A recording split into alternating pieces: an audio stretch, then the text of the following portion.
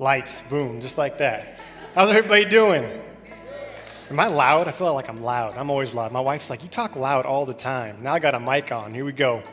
Hey, if you don't know me, my name is Troy. My family come here to Hope. We love this church. Been a part of it for a few years now. And we just love this community. And every once in a while I get a chance to speak. It's been a while since I've been up here on purpose.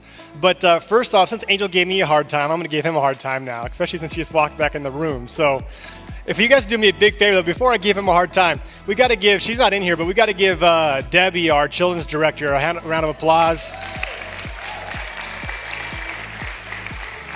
for getting these kids up here. Super cool to see these kids, because I always say everybody matters, everybody has a part, right? And I'm always trying to help recruit for our kids' areas, because what they're doing downstairs and upstairs is just as important as what we're doing here. And we always are looking for new people who want to continue to just invest in that generation more and more. And I pray and hope that someday we have such a large team that we have too many people. People only teaching maybe once every 3 months. And so if you love kids and you love the mission that we're on here at Hope to unleash hope to the Tri-Season beyond, I want to encourage you guys to maybe put that in your Connect card. Like, I'm interested in serving in kids. There's a lot of cool ways you can do that and a lot of different age ranges. So with all that being said, I got to give Angel, my guy, a hard time. So I haven't been up here in about 3 or so months, and that's been on purpose because I really haven't wanted to for some different reasons I'll talk to here in a little bit. And he would text me like, hey man, you want to host this week? And I'd be like, Angel, man, I love you, man, but I'm just not there yet. And then like 5 minutes later, hey, you want to preach in 2 weeks? Hey, Angel, man, I love you, dude, but I'm just not quite there yet. And then like a week later, hey, man, you want to host this week? I'm like, hey, Angel, man, I love you. I'm just not there yet. And he's like, hey, have I been bothering you too much about it? I'm like, what do you think, man? Read the text chain. And no, I love him for that, though, because I know his heart of hearts, and I know his heart's always in a good place. And so I appreciate him continuing to ask me, and finally I couldn't say no after about the 100th text message in 5 minutes. And so I was like, yeah, I'll preach this week so you can take a breather before we go into this Easter weekend that we have coming up, which is super exciting. Also, did anyone notice anything new in the lobby this morning? What did you guys notice? The floors, huh? Pretty cool. Isn't there someone in the room that helped with that? If you help with that, is he in here? Oh, where's he at? Oh, right there. Can we give Sean a high five, or not high five, but a round of applause to him and his team? Looks beautiful out there. Love the look. Well, hey, so as Angel said, this is our last week in Alpha. We've been going through it now for the last few months. I hope that you've gotten at least one thing out of it. Here's the cool thing I want to encourage you about. That resource is always available. You can go on alpha.org, I believe it is, or alpha.usa, something like that. Just Google it. And you'll find so many resources. And here's why I'm a big fan of Alpha is it's designed for everybody, but it's also designed for the church to have arrows out mindset, to be thinking about those outside of the building, thinking about the local neighborhoods and the schools and just people that we find in our daily lives. And it's all about helping people discover and develop relationship with Jesus. That's their mission. And that mission cannot align any more closely to the church than it already does. And so that's why I love Alpha. And these last couple of months, it's been a lot of fun to see these videos are hilarious. They're so well done. And some of you have gone through it in your small groups, which is fantastic as well. So today, here's how we're going to wrap it up. We're going to wrap it up with the question that they asked on that video. Why do you go to church? But I'm also going to ask a second question that's also asked in this week if we were doing it as a small group. And the question is this, what do you think of church? And this can be a loaded question depending on who you ask. It's based off of personal experience, based off of their own faith journey. It could trigger good or bad. For me, in my story, the local church has played a huge piece of who I am and how I got to where I am today. The church for me has been a place where I could run and hide when I needed to find a safe space. The church for me was a place where I could hide in a sense to just heal. The church for me was a place where I could find my identity, I could find my purpose. The church for me was a place where I could find friendship and community. And most importantly, the church for me was where I could discover the Holy Spirit and the power that we have within all of us that's waiting to be unleashed. So that's been the church for me. And the season that I've found myself in for the last couple of months, as I've been it's a place where I've kind of wanted to hide, just kind of sit out there next to my wife and just hide and not really talk to anybody and just kind of be here and just talk to God. And I'll talk more about that here in a little bit. But it's also been a place where I've gained confidence when I've lost my confidence. It's been a place where I've been able to heal when I've needed to heal. But for some of us, the church can be a place where maybe you've even been hurt. Lots of people have been hurt by the church. Now, I'll define what that means here shortly. And it's caused them to either stop coming to church, or it's caused them to put up walls, or it's caused them to just completely walk away from their faith altogether. I have friends that's happened to. And maybe that's happened to some of us in this room. I don't know your whole story. But I want to share some funny quotes with you before we get going, just about the church and that are beyond the video that we watched as well. Here's one. Going to church doesn't make you a Christian any more than going to a garage makes you an automobile. If you ever feel like life is a circus, I do, just remember that church is the big tent. I always sit in the back pew at church, not because I'm late, but because that's where the Wi-Fi signal is strongest. That's actually true. That's why my dad sits in the back, so we can check scores. Going to church is like going to the gym. It's great in theory, but sometimes the couch just seems more appealing. No offense to our online community, okay? We're glad you're online with us right now. I want to share with you one of my favorite things to do. One of my favorite things to do is to gather with family in one of our homes and just share a meal together. One of my favorite things to hear is the kids playing, which then turns into crying, which then turns into more playing, and there's more crying. But I love being with family and just sharing a meal. Coming together as a family, being together, and really with no agenda, no itinerary. We're just going to show up, and we're going to eat, and we're going to hang out. It's one of my favorite things to do. And I remember last summer when we were doing our Sabbath Sundays here at Hope, if you remember what those were, where we took a Sunday off here in the building, and we said, hey, go be intentional with your neighbors or your family or your small groups, and just find rest with them, but be intentional with your time. And I remember our family, we're blessed by our in-laws to have an awesome cabin up by, oh my goodness, I just had a brain fart. Where is it located? Wallowa, thank you. Jeez, you guys can judge me later. Wallowa Lake. And we were there for that Sabbath Sunday with our family, and we just got to sit out on the deck that Sunday morning and just do a devotional together and pray together. And to me, that was amazing because I got to do it with my family, and we got to do it with our kids, and it was something that I'll never forget. And I loved every second of it.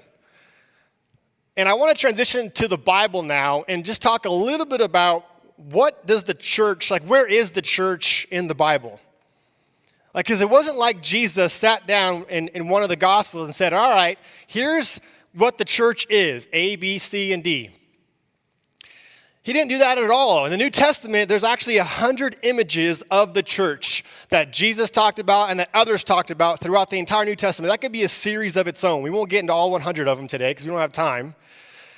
But there's 100 different phrases like the bride of Christ or the cup of the Lord in the New Testament that reveal that there's a deeper meaning that helps us understand what the Christian church truly represents. But you want to hear something really scary? The church represents Jesus. And the reason why I say that's scary is because the church is us. So we have been tasked to represent who Jesus is. Now, if I look in the mirror, I am like, oh boy, oh no. That's a lot of responsibility. That's a big responsibility. that we, the people, are representing who Jesus is, who the church is, every single day, every single moment of our lives. And it's been like that for 2,000 years. Let's talk about what the church isn't supposed to be, though. What the church isn't supposed to be is a country club, a perfect place with perfect people where it's all about status. The church isn't supposed to be a museum. There's a quote that says, "The church is a hospital for sinners, not a museum for saints." I am a sinner. I sin almost every single day. The church is not supposed to be a business where we're just focusing on building a brand, gaining influence for our own self-gain. Those are things that the church is not supposed to be. The church was never designed to hurt people, which unfortunately happens. Let's talk about what most people think about the church. About talking to some of my friends who don't go to church, here are some of the words I got from them: boring, buildings, and fake. Real talk. Those are three things I got from people when I asked them about it. Boring, buildings, and fake. Now, the boring piece, who's ever been bored in church? Raise your hand. Come on now. Thank you for being honest. Let's go. Thank you, Angel. Are you bored right now, Angel? He's bored right now. If you doze off, I will throw this at you. No, but the church can be boring. One of me and my wife's biggest fears is like, man, we don't want our kids growing up being bored in church. Like we are looking, this might sound bad, but we are looking for like a dynamic kids ministry that's going to engage our kids to keep them, not that you have to make it fun all the time, because fun can be done in creative ways. But church is not supposed to be boring. Go read any of the Gospels, any of Acts. I don't see boring. Go read any of the letters that were written. I don't see boring. Buildings. Do you guys realize that for the first 300 years of the church, there were no buildings? Yes, having a building is nice, right? It gives you credibility in a specific location and in a specific part of the community. It's like a giant billboard that's here all the time. You drive by, you see hope. And many other churches throughout the Tri-Cities and around the world. But they are important, but they are not the church. And then lastly, one of the words I got was fake. Now that's deep. Because if we're honest with each other, I personally could see why somebody would think that. I don't necessarily agree with it, and we'll get to that here in a little bit. Let's talk about what the church is supposed to be now, though. I broke it down to 3 words: friendship, home, Jesus. First, what we're going to talk about is friendship. Friendship with Jesus and friendship with one another. John 15:15 says this: "I call you my friends." That's a direct quote from Jesus. And let me give you the context of when this was said and why he said this. He's sitting around with his disciples, the people that he was mentoring. And in that moment, he did something that no other rabbi would have done. And he basically leveled the playing field. And he took away the mindset and the strategy of master and servant and made them one. He unified them in that moment. It was a perfect moment to start the church. Because as he's doing this, he is now basically saying, it's not about me, it's about us. Because what I love about Jesus and his model that he demonstrated to us historically and spiritually is when he stepped onto the scene to begin to build his church through people, he didn't do it in a way that any of us would ever imagine him doing it. He started with friendship. He just went out and began to ask people to begin to follow him. And then he began to invest in their lives and invest in them. And he asked them to take a big risk, but he did it with friendship. Sitting around in circles, sharing meals, going on walks, traveling, talking. He did it with friendship. See, Jesus didn't launch his church in some grand, spectacular way. He sparked it with small circles forged by authentic friendships. I say the word authentic because that's one of our core values here at Hope Tri-Cities. He was authentic. And I believe that's what he's calling us to be like as well. That this time that we have here right now on a Sunday morning is important. And it always will be important. But I think that the way that Jesus did it, where he was constantly with his people throughout the week, circling up, investing in them, checking on them, that right there is the church. Here's a quote from Pope Francis.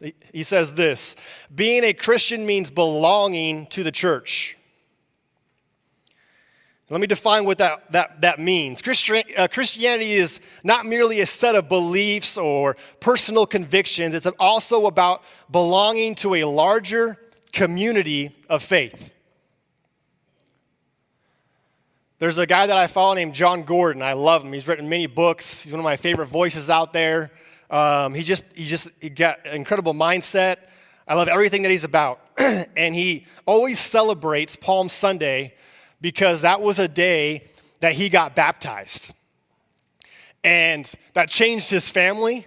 It changed his life. It changed his career. If you go read his books that are still really good, because they're all about like leadership, and schools use them, businesses use them. He wrote books like The Energy Bus and all kinds of books that have been used all over. But if you go read his books post that day where he was baptized, he still writes in a way to reach the secular world and work with local businesses and schools. But his whole model of how to serve changed.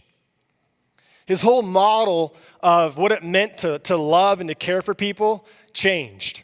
He talks about how that day that he was baptized, he wasn't baptized into a religion. He was baptized into a relationship. And I love that motto. I love that way of looking at it.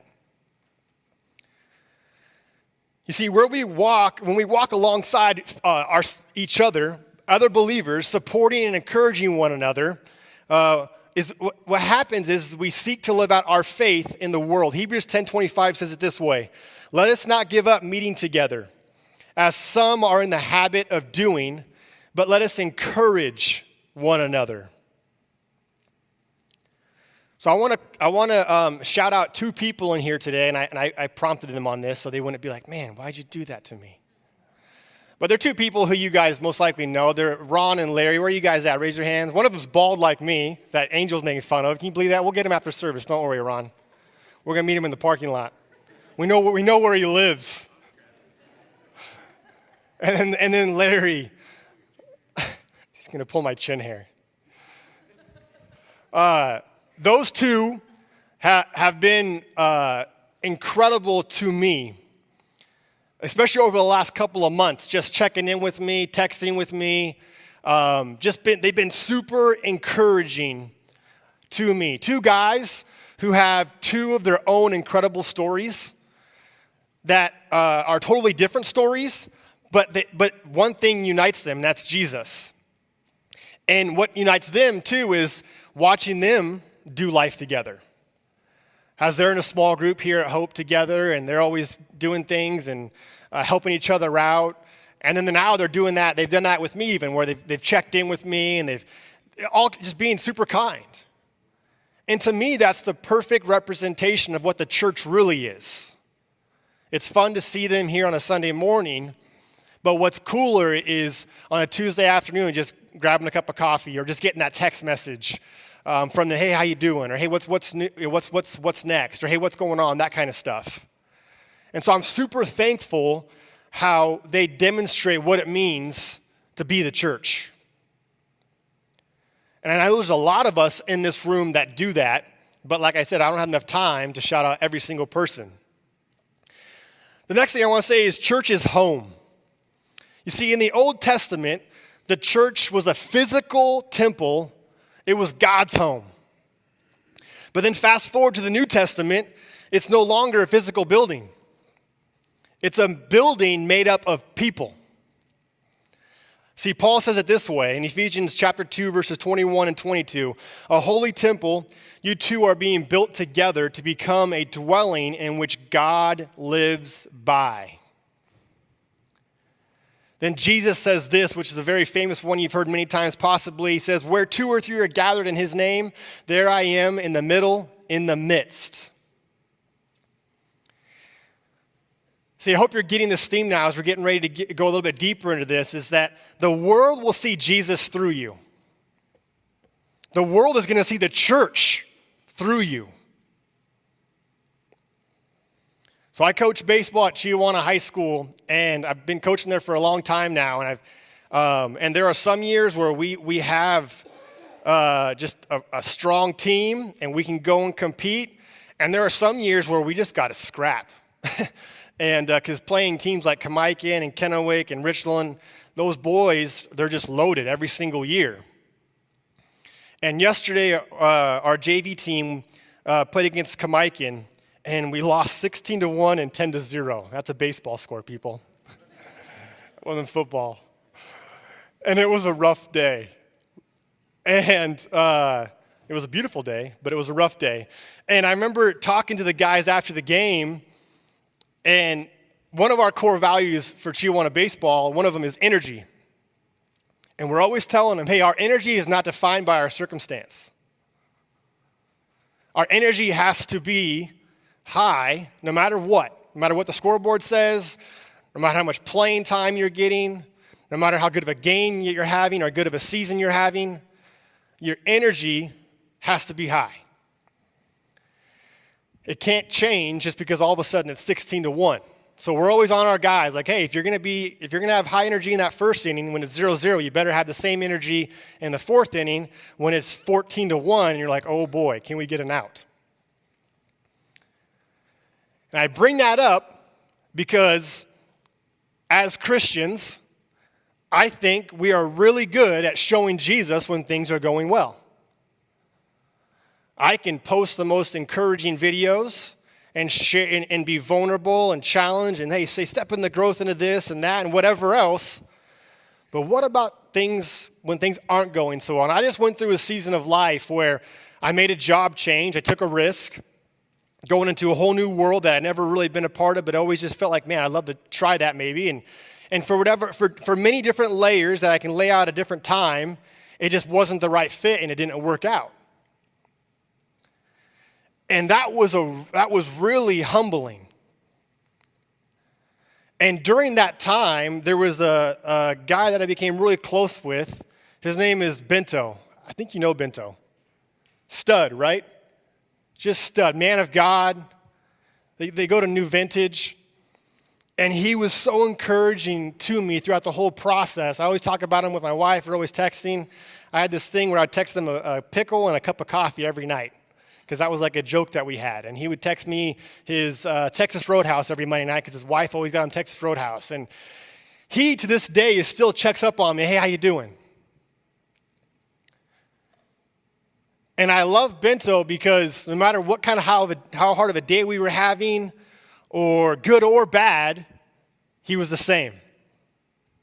He's also like a 20-person black belt in judo. You don't want to mess with him. So if you see him uniformed up, don't do anything stupid. But he was just an incredible guy to me. And I remember with that transition, thinking when I was embarrassed, disappointed, felt shame, discouraged. I mean, think of every word you can think of in that moment, right? That's how I was feeling. I remember just having some conversations here and there with Courtney, and just even having time with myself where I was getting to reflect upon, okay, what's next? I remember thinking to myself, I can't be like this high, energetic, positive person when things are good and I have a platform and I have some credibility, but then the second that maybe things don't go the way I thought they were going to go, be different. I can't ask our ball players to be energetic no matter what, but then when I face adversity, I don't do the same thing. And here's why. Because I am the church. You are the church. These are all things you've heard before if you come to church enough. This isn't like, oh my goodness, what a thought, Troy. No, this is all pretty basic 101. But I'm telling you, because there's a quote by Kobe Bryant, whether you loved him or not. He always talked about don't get bored with the basics. We live in a society, a culture that's bored with the basics. And so I stand here today to say I am not perfect. I have to be humble in my strengths and humble in my weaknesses. But I also stand here today to challenge you to learn from, to help me in this season. Let's be people, and I'm not saying like fake it until you make it, okay? I'm not trying to say let's be new ageist and let's just dream it and visualize it and it's gonna happen kind of thing, right? What I'm saying is my challenge for us as the church, because people see the church through us. People see who Jesus is through us. To be strong and courageous, if you want to steal some words from a very wise guy from the Bible, in a moment when things maybe don't go our way. To maintain our hope. We go to a church that's really called Hope. I hope that we have hope. I hope that we unleash hope, right? Because we literally go to a church called Hope. So my hope is that we're hopeful people. Here's another quote. Church isn't where you meet. Church isn't a building. Church is what you do. Church is who you are. Church is the human outworking of the person of Jesus Christ. Let's not go to church. Let's be the church. Here's another one. Jesus never wrote a book. He formed a community. I'll go back to what I said earlier. Go look at how Jesus, what he modeled for us. Yes, he talked to crowds, big crowds, thousands. But majority of his time was not in crowds. It was in homes. It was visiting somebody. It was circling up. A small group that was started 2,000 years ago is still growing today. Pretty cool, right? You're in it. Surprise. See, culture is going to have you think that the church is on the decline. That's the biggest lie that there is. I would say the real words, but I'm online right now, so I don't want to get in trouble. That the church is dying. Here's the real church, the real truth, The church is actually thriving across the world right now. We say it like this: film doesn't lie, numbers don't lie. So here's some numbers for you. Tens of thousands of people around the world are becoming Christians each and every day. 250 million Christians make up the United States of America right now. That's growing. In Africa, in 1900, there were only 10 million Christians. That's still a lot. But in 2000, 100 years later, is that right? Is that the right math? 100 years later? Thank you, Laura. That there are 360 million Christians in Africa. Just 100 years later.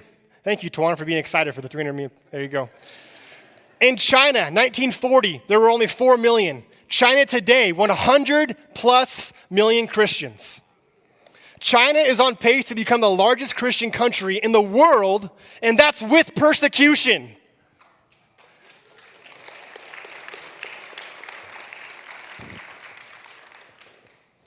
You really think that the creator of it all is going to lose the battle? My mother-in-law, who I give a hard time a lot, I'm actually going to be nice to her right now. I don't even know if she's here today or not. But she sent me, she DM'd me on Instagram because she's super cool. She's like a hip Gigi. She's got an Instagram. You should go follow her. She DM'd me the other day a link to this Texas Ranger baseball player who started wearing a shirt that's called, it says Jesus Won on it. And I love that. He uses it as a fundraiser for FCA. You should go buy one. There's a plug. But it says Jesus won. I love that because it's past tense. He won. So do we really think That's why I can't stand when we all of a sudden, everyone's like, oh my goodness, everything is falling apart. You really think the creator of the world is going to lose? He already won. That's why our church is called Hope. Like, we don't have to live in this doom and gloom. Like, he won. He's not going to lose. He's God. And the same is true for your life, right? Think of persecution right now. Persecution is real. I didn't say all that lightly, okay? More people have died in the last 100 years for being a Christian than any other centuries put together. So I say that lightly, but I say it in a way that God wins. God won. I'm going to share a quote with you from Mother Teresa, and then I'm going to invite the band back up. Here's the quote. It says, "You can do what I cannot do. I can do what you cannot do. Together we can do great things." AKA, that's the church. That's you, that's me, that's not Angel.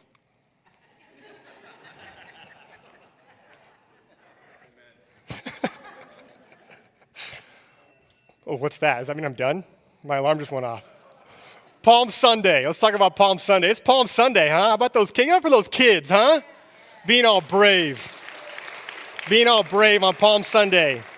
Here's what I love about the real Palm Sunday. I'm going to read to you really part of it quickly because I got 3 minutes and 33 seconds. Most of the crowd spread their garments on the road ahead of him, and others cut branches from the trees and spread them on the road. Jesus was in the center of the procession, and the people all around him were shouting, "Praise God for the Son of David.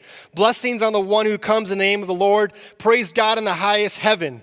The entire city of Jerusalem was in an uproar as he, Jesus, entered. And their response, "Who is this? Who is this?" Here's what I love about Palm Sunday. It's the first walk-up song ever made. If you played sport, you know what that means. Here's what I love about Palm Sunday. If you ever watch a boxing match and they're getting ready to come out, they come out to like a song, right? Gets them all jacked up. They're about to knock somebody out. This was the first walk-up moment ever. Why? Because Jesus was making an entrance. And in that moment, everybody understood it. Hosanna! Hosanna! That's the King of Kings. That's the Messiah. Like, he's him. Armin knows what that means. He hangs out with teenagers. It was this incredible, powerful, beautiful moment. It was the perfect representation of the church. Praise him. But here's the question I want to ask as we end this morning. Who is this? The same question that some people were asking on Palm Sunday because they were like, why are you going bananas right now? Who is this? There are people in your world pondering that same question right now. Easter? Jesus? Who's this? A cross? A tomb? Torture? Candy? Easter bunnies? I don't get how they match up. Who's this? They're looking at you. Who's this? And hopefully, when they say, who's this? They're saying like, man, that guy is so full of hope. That gal is so full of hope. She's so caring. Who is this? And then you have the opportunity to say, it's not me. It's Jesus. That's who it is. And that is who the church is. Jesus, you, me. How we live. Who is this? Here's my challenge for us as we wrap up Alpha. And we couldn't have picked a better time to wrap up Alpha as we head into the Easter season. With all the things that Pastor Angel talked about that we have coming up that we can use to show people who is this. A Good Friday service, which is deep. Easter service where they're going to get to hear hope. and then a backyard barbecue where they just get to show up. Kind of like we talked about what Jesus did a lot of. And so as you're going about your weeks, your days, I want to challenge you and put a little pressure on you because I am in the same boat. Who are you showing Jesus to, and how are you doing it? See, there's lots of ways I can be better at that in my own home, with my wife, with my kids, in my day-to-day, with who I work with, or where I'm at. Like, we can all be better at it.